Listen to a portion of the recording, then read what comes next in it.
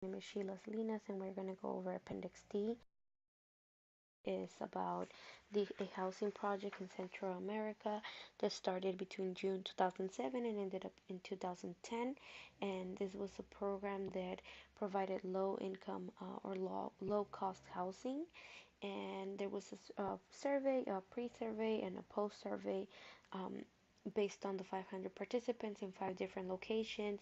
And there were some budget constraints as well as some policy type of concerns.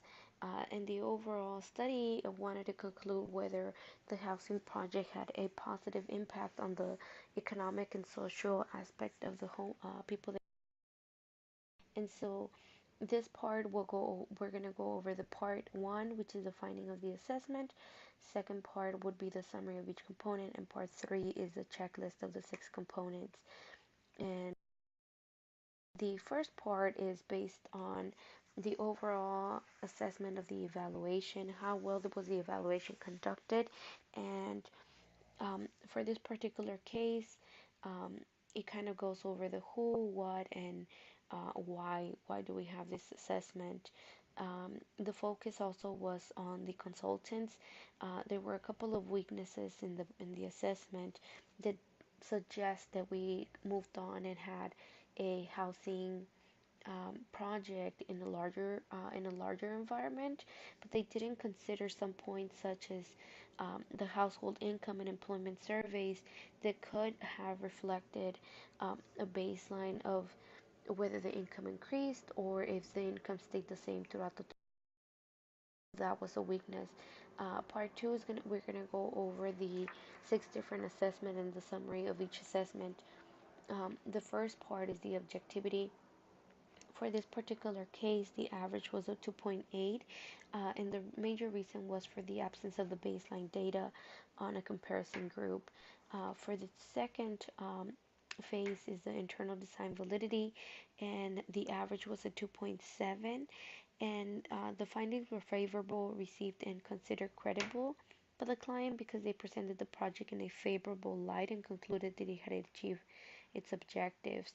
Um, and so for the statistical concluded validity, the average was a 1.5, and this absence of the baseline created a weakness in the statistical estimation of the project income or the impact.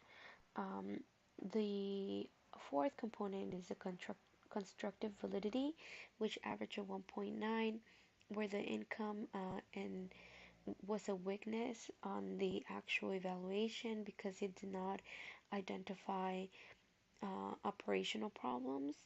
And for the external validity, the average was a 3.2, and the government agency and political implications affected the project outcomes that might not exist in other local aid communities in a larger scope. And so this is a problem.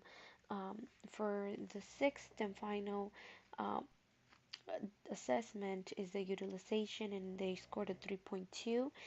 Here the project community was not involved, and so although the agency or the organization that was part of this program did benefit by projecting this results, they did not share it with other community members or other stakeholders. And so that for part three, we're going to go over the checklist that was used to assess the 6 components.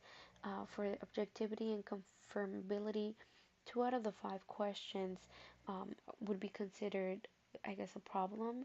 The method used to control the bias adequacy and competing hypothesis or rival conclusion considered. And so, since there was really no baseline data to compare the previous groups, this kind of creates a bias of whether the program was successful or not.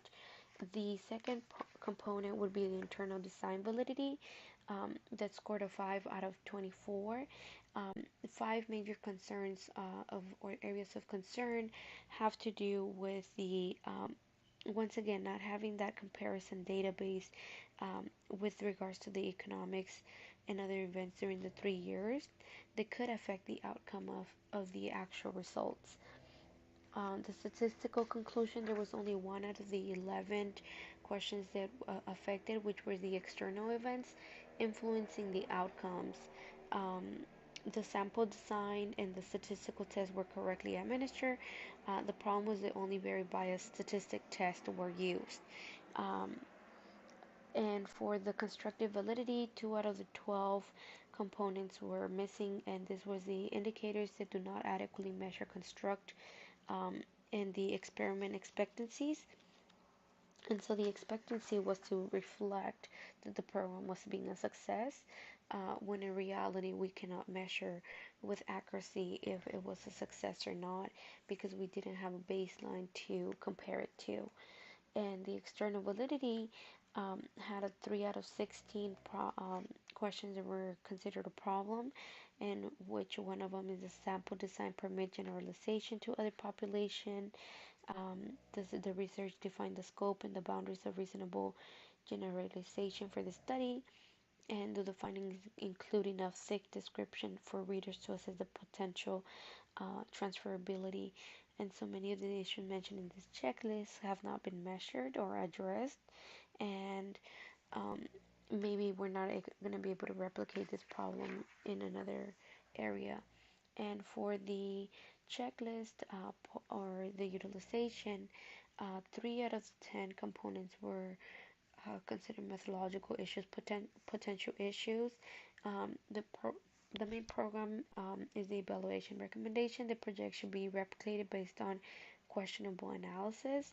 Um, Once again, this goes back to, can we use this evaluation somewhere else? And because there is some bias, we might. Thank you.